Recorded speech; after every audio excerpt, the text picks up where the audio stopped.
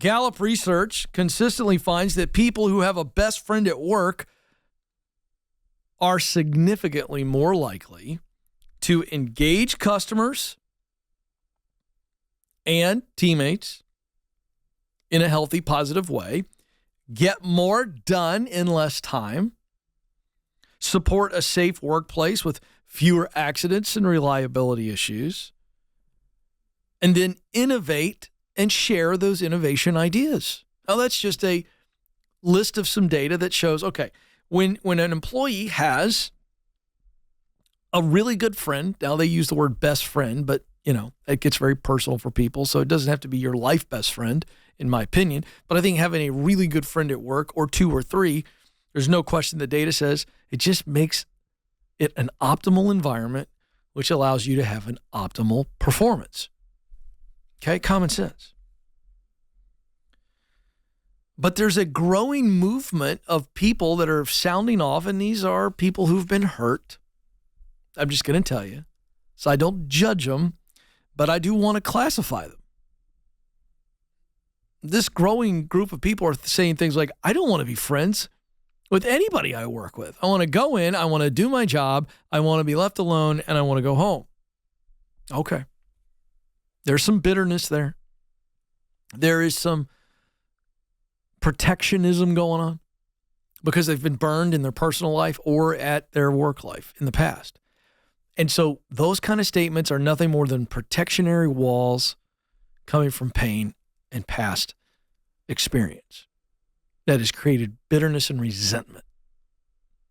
So they make a blanket statement about all humans.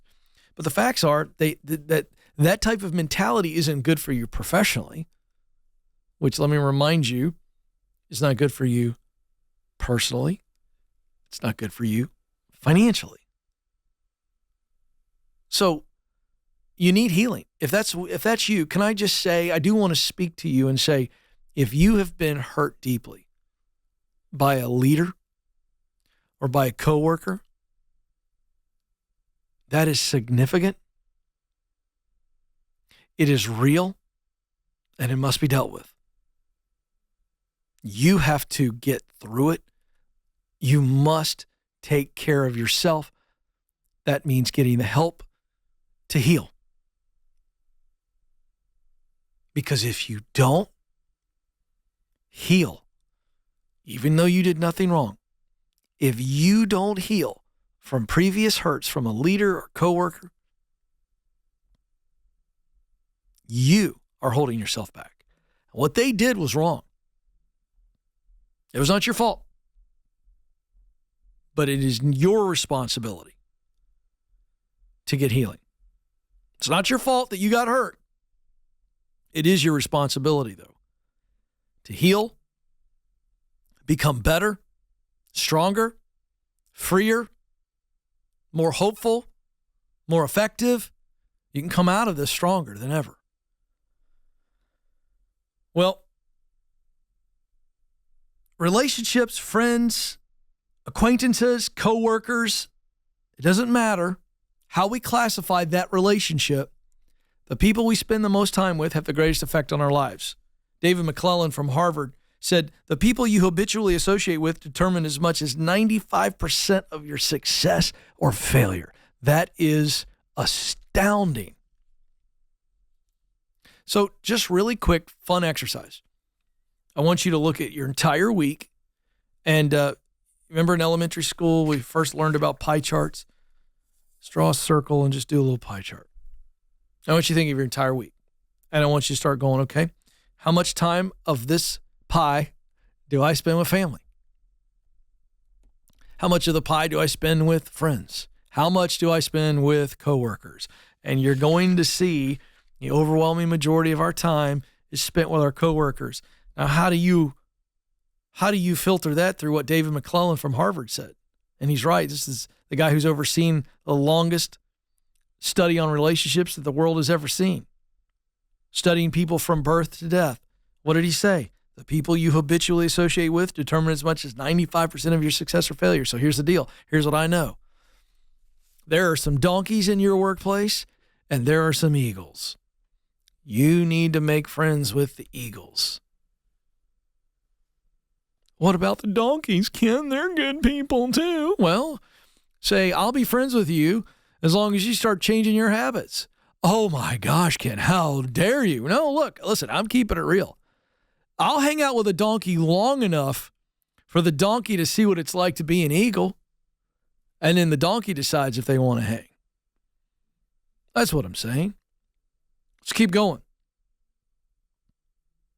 There are right friends and wrong friends in the workplace. But make no mistake, you need friends. So that means you better be picking the right friends. Does it have to be somebody on your team? Not necessarily. The idea is, do you have a person? I think it was Phoebe's character in the classic sitcom Friends who said, "You're my person." And I think that is the right image. Who is your person? You need a person that you trust. You need a person that you enjoy being around. You need a person who has a lot of similar values. That's what you need in the workplace. You need a person who's for you, who's with you, who gets you. And you have to be that person for them. That could be 2, 3, 4, 5 persons. Hey, there's no limit here. But at its base, you need at least one really good coworker friend. Now, do you have to vacation together? No. Do they need to be your kids' godparents? No, you don't have to go that. You don't have to go that far. But the point is you spend a lot of time in that office, more time in that office or in that work than anything else you do during the week. So you might as well invest. You might as well decide, as a human, I am made to relate. Relationships matter. So I'm holding myself back if I'm like these people who say, I don't want any friends at work. I keep everybody at arm's length, acquaintance at best. I'm not going to engage with them as a human. That's what they're saying. When there's people involved, there's always traps. There's always manipulation. And how do we make sure we're choosing to actually dive deep at friendship level at the office? What are we looking for to make sure that this is the real deal? I'm going to put it in 2 areas for you to where you begin to develop the friends from an intentional connection versus a manipulative connection. So you are being connected with, you are interacting, you are bumping into your coworkers all the time. And so as you're going, you know what, I can work with this teammate, but I don't know that I want to go deeper with them. There could be a variety of reasons why, but it's always around, do I have a legit connection and I want to be intentional because I believe they're intentional, or do I feel like they're manipulating me? So how do we spot the intentional connection? How do we spot the manipulative connection where it's like they're using me? I don't think they're for me. I think they're for them.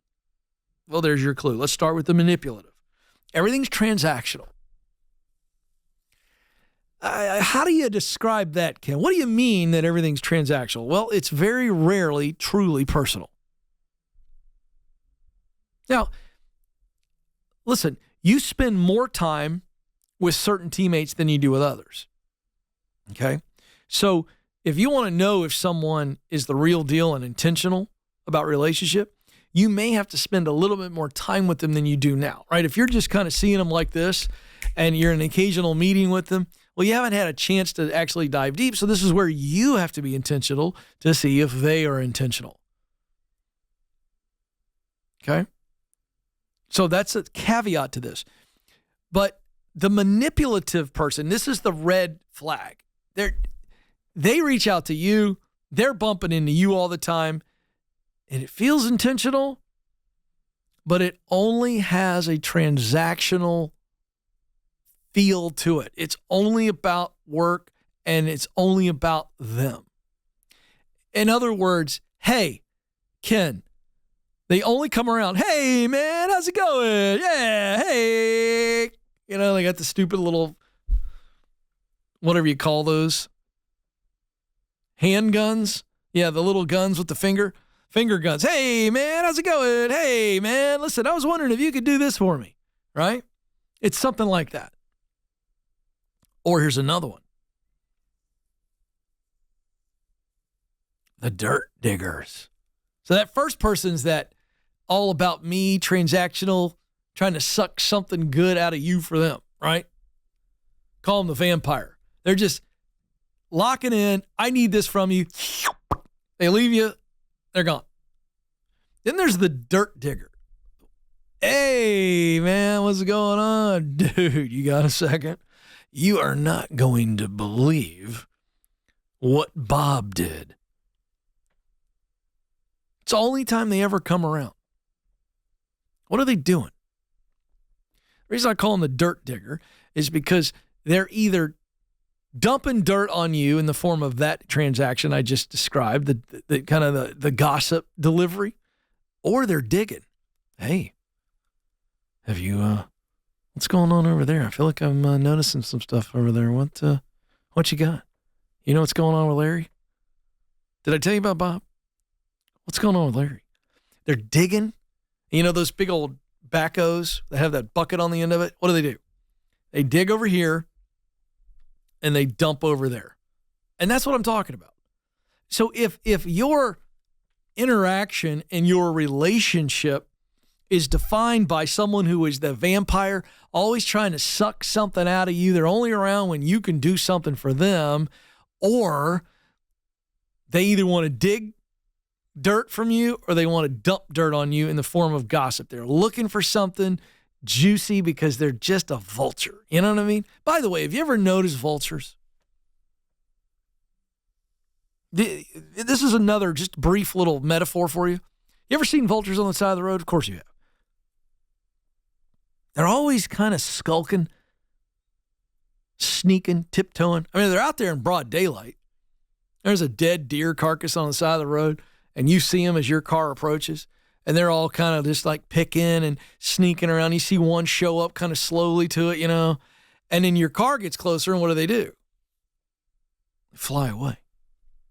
And if you look in your rearview mirror as you pass them, those stinking dirty birds will just sneak right on back up there.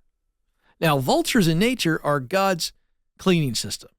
So good on those vultures. They clean up the stuff nobody else wants to get. Nobody wants to drag that deer off the side of the road. The birds do it. But in this metaphor in the office, these people, they're constantly looking to get around roadkill. All right, now let's move to the intentional connection. These are people who approach you because they enjoy talking to you. You have now made a connection around value. So when they approach you, they're talking about your kids. They're talking about their family. They're talking about the movie you guys like to watch. They're talking about a show. I got all kinds of these friends in the office. Like when we talk, it's not about work at all. We're goofing off. Hey, did you see this latest golf Instagram video? I'm bad for that. I'm always watching these silly golf videos.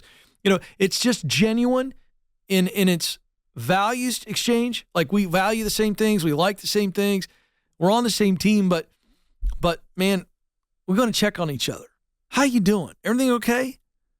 It's that friend that's on the team, and you may not spend a ton of time together, but when something's going wrong with you or you got to do something, they go, dude, take off. Go. Don't even sweat it. It's a genuine caring for someone else. And when someone acts interested and is interested and they value you in the way they treat you and you value them, this is an intentional connection. And that's how you know I can go deeper with this person. I can trust them.